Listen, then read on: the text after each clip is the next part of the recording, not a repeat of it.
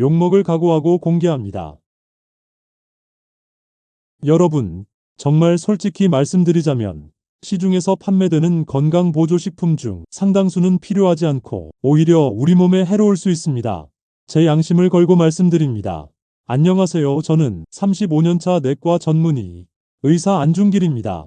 여러분, 혹시 하루에 몇 알이 보조제를 드시고 계십니까? 아침 식탁 위에 놓인 알록달록한 알약들, 누군가는 비타민C, 누군가는 칼슘과 마그네슘, 또 어떤 분은 뇌 건강에 좋다는 말만 듣고 은행잎 추출물을 챙기곤 합니다. 주변 사람들도 먹고 텔레비전 광고에서도 좋다 하니 마치 필수품처럼 느껴져 한 움큼씩 삼키고 계신 분들이 적지 않습니다. 35년 동안 수만 명의 환자들이 질문해 왔습니다. 건강 상담 및 보조식품 상담을 위해 제 문을 두드리십니다. 그리고 놀라울 정도로 많은 분들이 선생님, 이 영양제는 괜찮습니까? 라는 질문을 던지십니다. 의사로서 저는 언제나 양심 앞에 서 있습니다.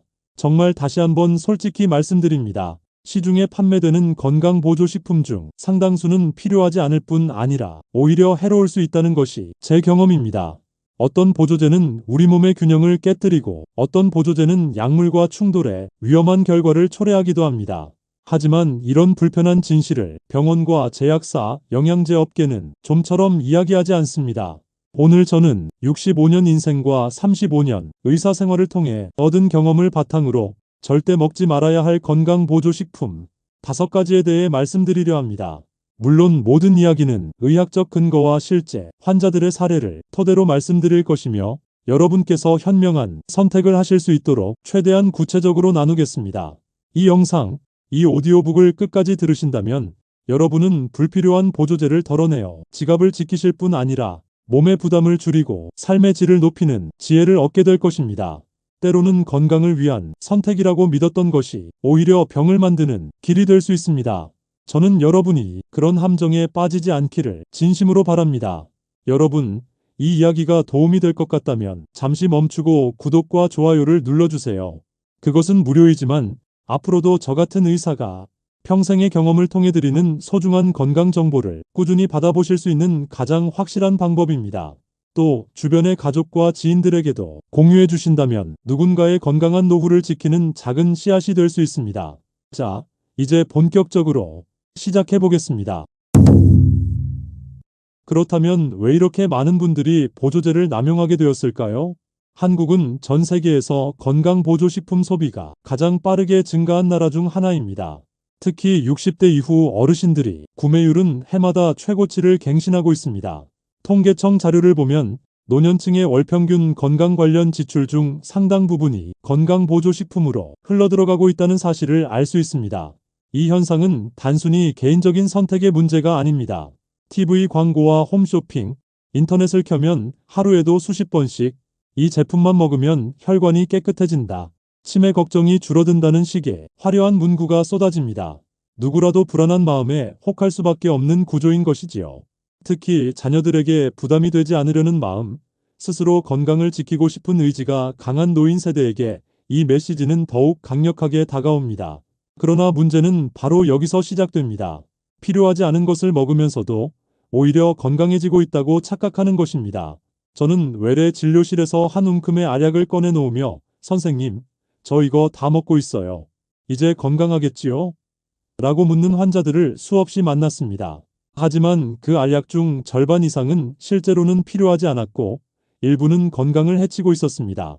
실제 사례 하나를 말씀드리겠습니다. 72세의 박모 씨는 매일 아침 10종이 넘는 보조제를 복용했습니다. 비타민, 칼슘, 은행잎, 오메가3, 홍삼까지. 그러나 그는 피로가 점점 심해지고 소화불량으로 병원을 찾게 되었습니다. 혈액 검사 결과 간 수치가 비정상적으로 높아져 있었고 결국 보조제 중 일부가 간에 독성을 주고 있다는 사실이 밝혀졌습니다. 건강을 위해 먹은 것이 오히려 건강을 해쳤다는 씁쓸한 진실 앞에서 그는 큰 충격을 받았습니다. 여러분, 이것이 현실입니다. 건강을 지키겠다는 순수한 의도가 상업적 이익과 결합할 때 누군가는 피해자가 될 수 있습니다. 이제 저는 본격적으로 절대 먹지 말아야 할 건강보조식품 5가지를 하나씩 말씀드리겠습니다.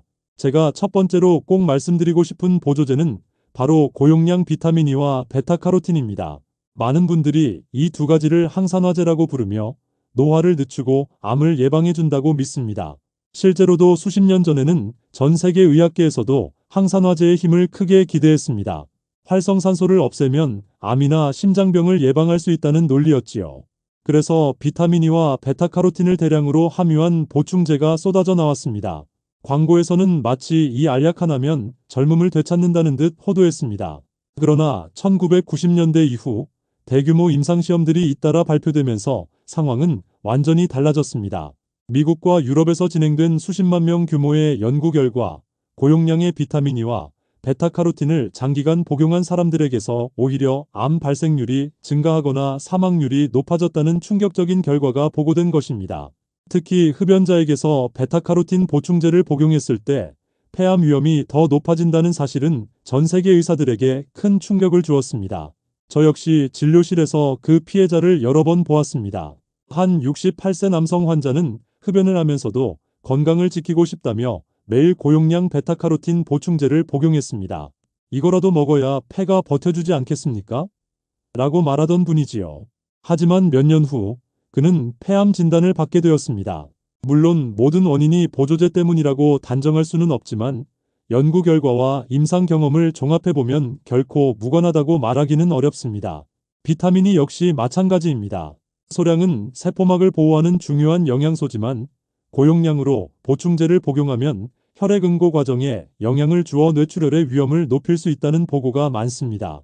실제로 제가 진료했던 한 70대 여성 환자는 비타민이 고용량 보충제를 장기간 복용하다가 갑작스러운 뇌출혈로 응급실에 실려온 적이 있습니다. 그분 가족은 건강을 위해 먹은 건데 이런 일이 생기다니라며 오열했습니다. 여러분, 여기서 중요한 교훈은 명확합니다. 영양소는 부족할 때만 필요한 만큼 보충해야 한다는 것입니다.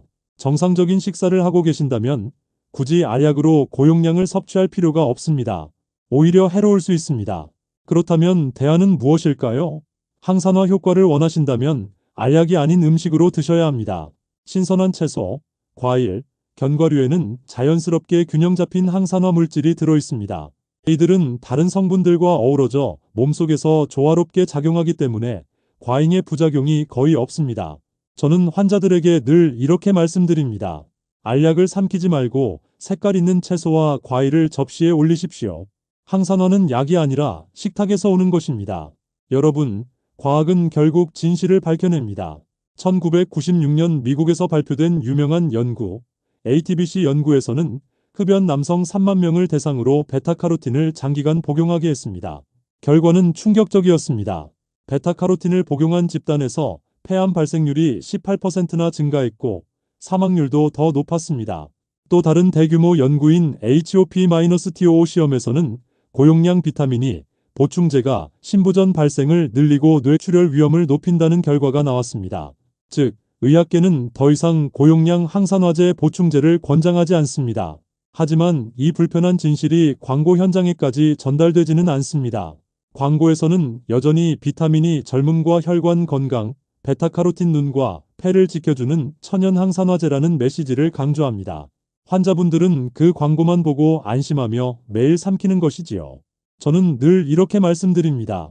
자연에서 얻을 수 있는 것은 자연에서 얻으십시오. 비타민 E는 아몬드, 해바라기씨, 아보카도 같은 음식에 풍부합니다. 이런 음식은 비타민 E뿐만 아니라 섬유질, 미네랄, 다른 유익한 성분과 함께 우리 몸에 들어오기 때문에 균형 잡힌 효과를 줍니다. 베타카로틴 역시 마찬가지입니다. 당근, 고구마, 호박, 시금치, 브로콜리 같은 색깔이 선명한 채소에 가득 들어 있습니다. 실제 제 환자 한 분은 매일 고용량 항산화제를 드시다가 건강에 문제를 겪고 나서 제가 권해드린 대로 매 끼니에 색깔 다른 채소 2가지 이상을 원칙으로 삼으셨습니다. 불과 몇 달 만에 소화도 좋아지고 피부톤이 맑아졌으며 무엇보다 건강에 대한 불안이 사라졌다고 말씀하셨습니다. 선생님, 알약 대신 식탁을 고른 게 제일 현명한 선택이었어요. 라고 웃으시던 그분의 얼굴이 아직도 생생합니다. 결론은 단순합니다. 항산화제는 알약이 아니라 식탁에서 찾으셔야 합니다. 고용량 비타민 E와 베타카로틴 보충제는 필요하지 않습니다. 오히려 해로울 수 있습니다. 대신 채소와 과일을 다양한 색깔로 그리고 매일 충분히 드시는 것이 여러분의 몸을 지키는 진짜 항산화 전략입니다. 자, 이제 첫 번째 금지 보조제에 대해 충분히 말씀드렸습니다. 이제 두 번째로 넘어가 보겠습니다. 의외로 많은 분들이 뼈 건강을 위해 무조건 챙기시는 보조제인데 잘못 드시면 심장에 치명적인 영향을 줄 수 있는 물질입니다. 바로 칼슘 보충제입니다. 여러분, 두 번째로 말씀드릴 보조제는 칼슘 보충제입니다. 칼슘은 우리 뼈를 구성하는 핵심 성분이죠. 그래서 많은 분들이 나이 들면 칼슘을 많이 먹어야 골다공증을 막을 수 있다라고 믿습니다. 실제로 약국이나 마트에서 가장 많이 팔리는 보조제 중 하나가 칼슘제입니다. 하지만 문제는 칼슘을 얼마나 그리고 어떤 형태로 섭취하느냐에 달려 있습니다. 제가 70대 여성 환자분에게서 자주 보았던 장면을 떠올려 봅니다. 그분은 골밀도 검사를 했을 때 골다공증 초기 소견이 있다는 말을 듣고 스스로 칼슘제를 하루에 2번 무려 2000mg 이상 드셨습니다. 뼈는 단단해지겠지라고 믿은 것이지요. 그런데 몇 년 후 뜻밖에도 심근경색으로 응급실에 실려왔습니다. 검사 결과 혈관이 딱딱하게 석회화되어 있었습니다. 아이러니하게도 뼈를 지키려다 오히려 심장을 잃을 뻔한 상황이었습니다. 실제로도 여러 연구에서 칼슘 보충제를 고용량으로 장기간 복용하면 혈관 석회화와 심혈관 질환 위험이 증가한다는 결과가 발표되었습니다. 혈중 칼슘 농도가 갑자기 높아지면 남는 칼슘이 뼈로만 가는 것이 아니라 혈관 벽에 침착될 수 있기 때문입니다. 뼈는 단단해지지 않았는데 오히려 혈관이 굳어버리는 역설적인 현상이 벌어지는 것이지요. 여기서 중요한 사실은 칼슘 섭취가 무조건 나쁘다는 것이 아니라는 점입니다. 음식으로 섭취하는 칼슘은 오히려 뼈 건강에 유익하고 심장에도 해롭지 않다는 연구들이 많습니다.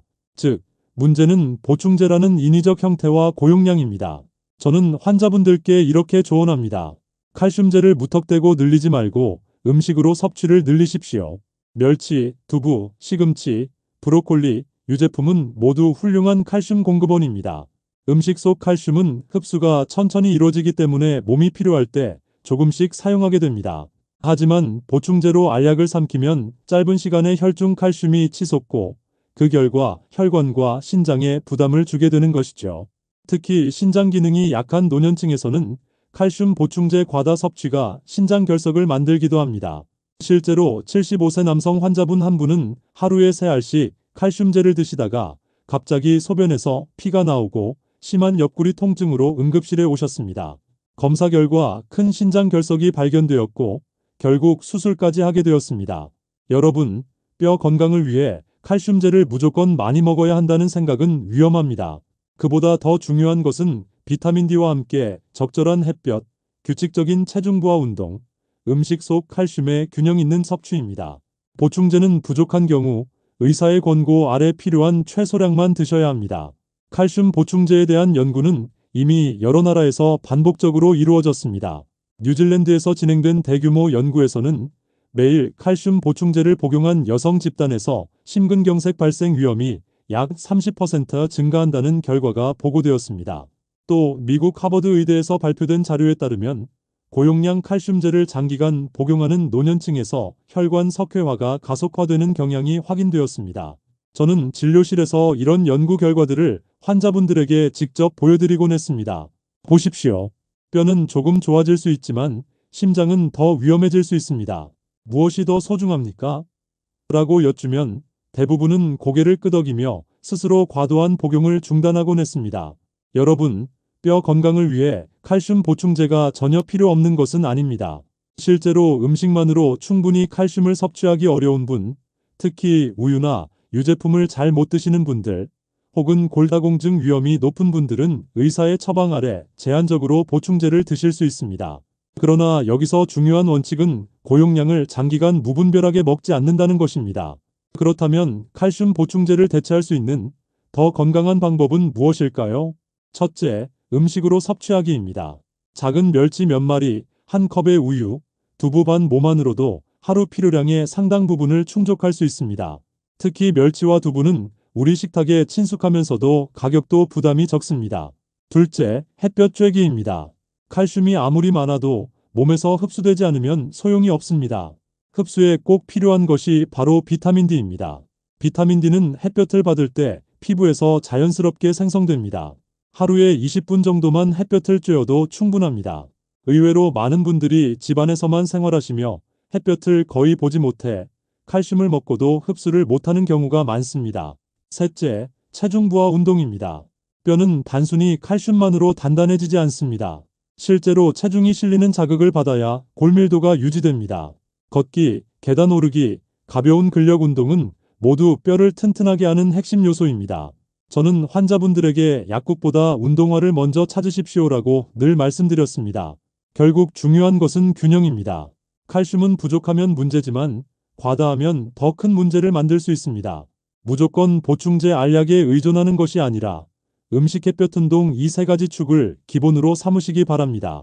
세 번째로 말씀드릴 보조제는 은행잎 추출물, 흔히 징코라고 불리는 건강식품입니다. 광고에서는 이렇게 말합니다. 기억력이 좋아진다. 치매 예방에 탁월하다.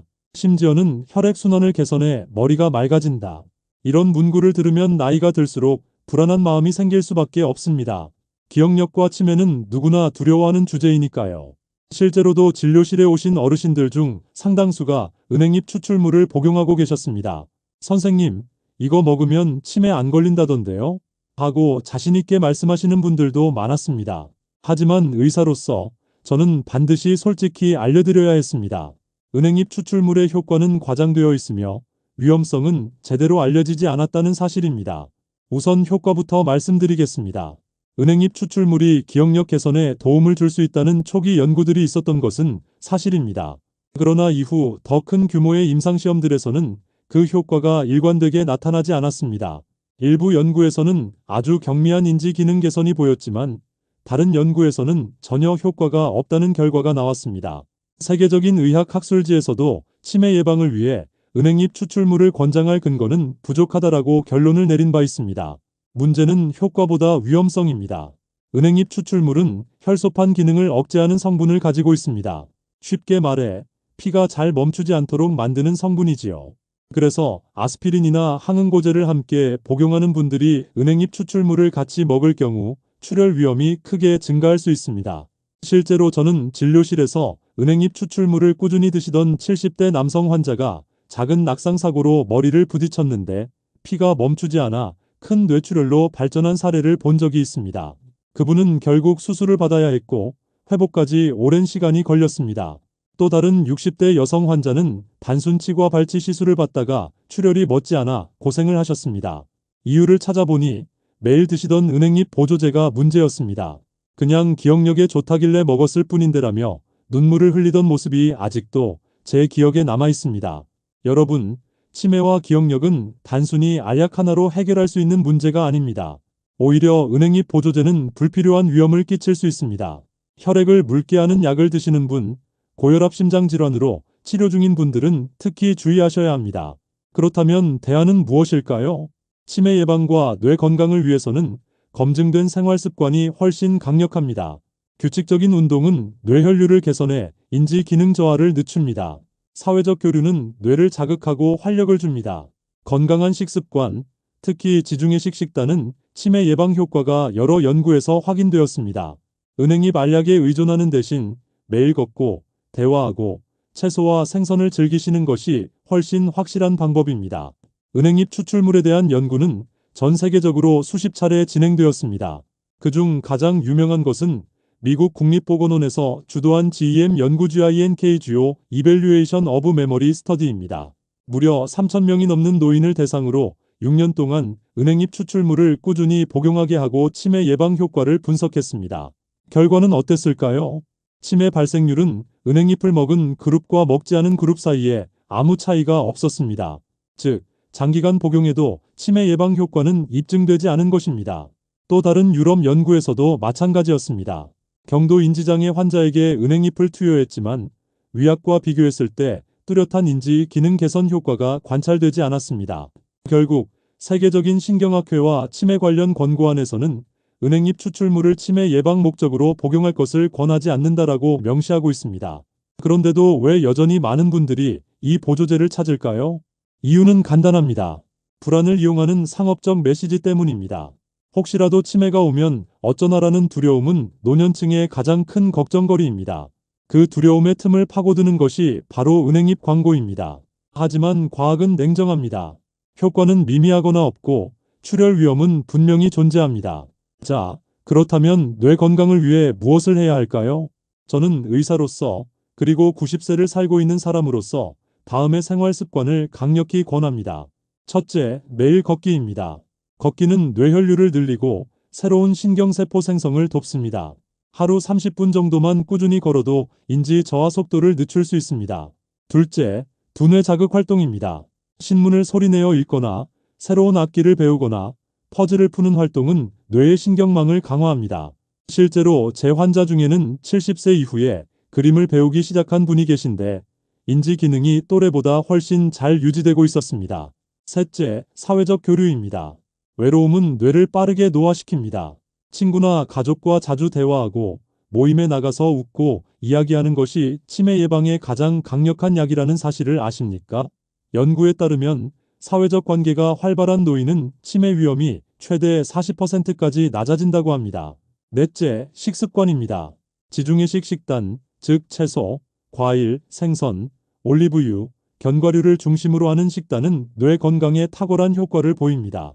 반대로 설탕과 가공식품, 포화지방이 많은 음식은 뇌를 빠르게 노화시키는 원인입니다. 여러분, 치매 예방은 알약이 아니라 생활에서 시작됩니다. 은행잎 추출물은 결코 기적의 열쇠가 아닙니다. 걷고, 배우고, 소통하고, 잘 먹는 것, 이것이야말로 35년차 의사로서 제가 드릴 수 있는 가장 확실한 조언입니다. 네 번째로 말씀드릴 보조제는 고용량 단백질 파우더입니다.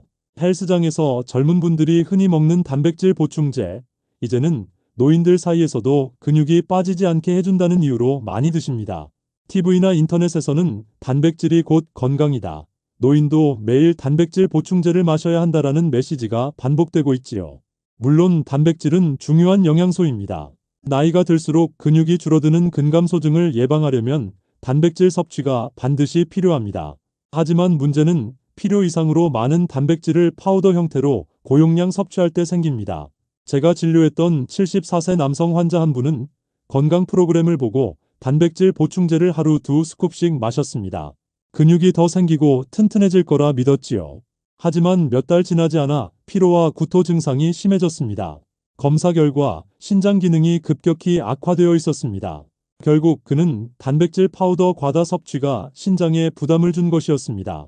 실제로 의학 연구에서도 고령자에게 고용량 단백질 보충제는 신장 질환 위험을 높인다는 결과가 반복해서 나왔습니다.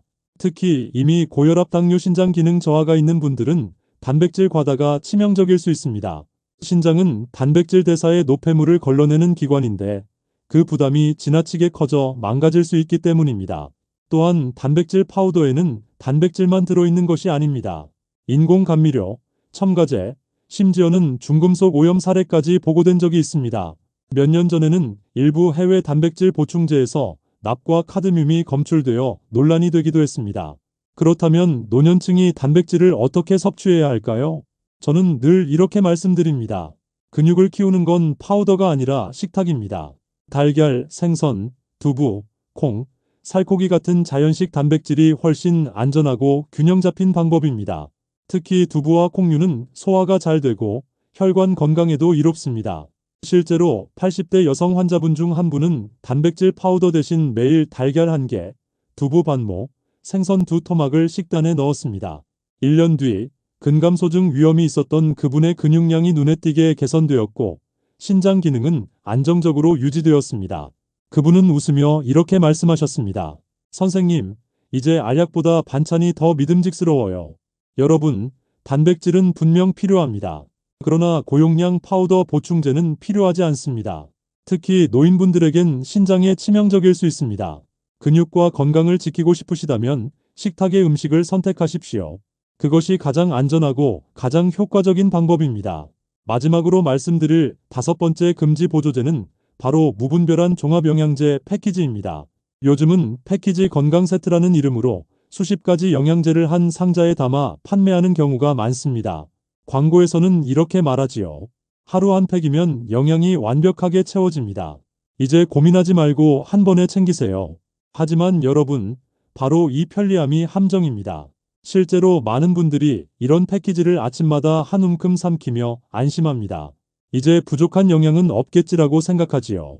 그러나 의학적으로 살펴보면 그 속에는 중복된 성분, 필요하지 않은 성분, 심지어 간이나 신장에 무리를 주는 성분들이 섞여 있는 경우가 허다합니다. 저는 진료실에서 종합영양제 패키지를 드시던 환자들을 자주 만났습니다. 한 65세 여성 환자분은 피곤함을 해결해 보겠다며 매일 12알이 들어있는 패키지를 복용했습니다. 그런데 몇 달 뒤 혈액 검사에서 간 수치가 비정상적으로 높게 나왔습니다. 원인을 추적해 보니 패키지 속에 들어있던 고용량 비타민어와 여러 허브 성분들이 간에 부담을 주고 있었던 것입니다. 그녀는 깜짝 놀라며 말했습니다. 선생님, 저는 건강해지려고 먹었는데 오히려 병을 만든 셈이네요. 또 다른 70대 남성 환자는 혈압약과 당뇨약을 꾸준히 복용 중이었는데 건강을 위해 종합영양제를 추가했습니다. 그 안에는 은행잎, 오메가3, 마늘 추출물 등이 들어있었습니다. 문제는 이 성분들이 혈액을 묽게 하는 효과를 가진다는 점입니다. 결국 작은 잇몸 출혈이 머지않아 치과 치료조차 힘들어졌습니다. 의약품과 보조제가 충돌한 결과였습니다. 여러분, 우리가 놓치기 쉬운 사실은 이렇습니다. 영양제는 알약이 아니라 음식에서 얻는 것이 기본이어야 한다는 점입니다. 종합영양제 패키지를 먹는다고 해서 건강이 보장되지 않습니다. 오히려 몸이 감당하지 못하는 성분들이 한꺼번에 들어와 간, 신장, 위장에 부담을 줄 수 있습니다. 그렇다면 어떻게 해야 할까요? 저는 환자들에게 늘 이렇게 말씀드립니다. 종합영양제라는 이름에 속지 마십시오. 특정 영양소가 부족하다는 확실한 증거가 있을 때만 필요한 성분만 의사의 권고 아래 선택하십시오. 예를 들어 뼈 건강이 걱정되는 분이라면 칼슘 비타민 D를, 채소 섭취가 부족하다면 비타민 C를, 채식을 오래 하시는 분이라면 비타민 B12를 보충하면 충분합니다. 그 외에는 음식과 생활 습관으로도 대부분 충족할 수 있습니다. 결국 중요한 것은 맞춤형입니다. 나에게 꼭 필요한 것만 의사와 상의하여 최소한으로 선택하는 것이 현명한 길입니다. 한 번에 다 해결된다는 달콤한 문구는 상업적 유혹일 뿐 의학적 진실은 아닙니다. 여러분, 오늘 저는 65년 인생과 35년 의사 생활을 통해 얻은 경험을 나누었습니다. 절대 먹지 말아야 할 건강 보조제 5가지 고용량 비타민이와 베타카로틴, 칼슘 보충제 과다 섭취, 은행잎 추출물, 고용량 단백질 파우더, 무분별한 종합영양제 패키지 이 5가지는 오히려 건강을 해칠 수 있습니다. 건강은 알약 속에 들어있지 않습니다. 건강은 식탁의 음식, 매일의 걷기, 햇볕 아래에서의 비타민 D 합성, 그리고 사랑하는 사람들과의 웃음 속에 있습니다. 이것이 제가 환자들에게 그리고 제 자신에게 평생 강조해온 원칙입니다. 이 영상이 여러분께 작은 깨달음이라도 드렸다면 지금 바로 구독과 좋아요를 눌러주십시오. 그것은 무료이지만 앞으로도 평생 의사가 직접 전하는 귀중한 건강 정보를 계속 받아보실 수 있는 가장 확실한 방법입니다.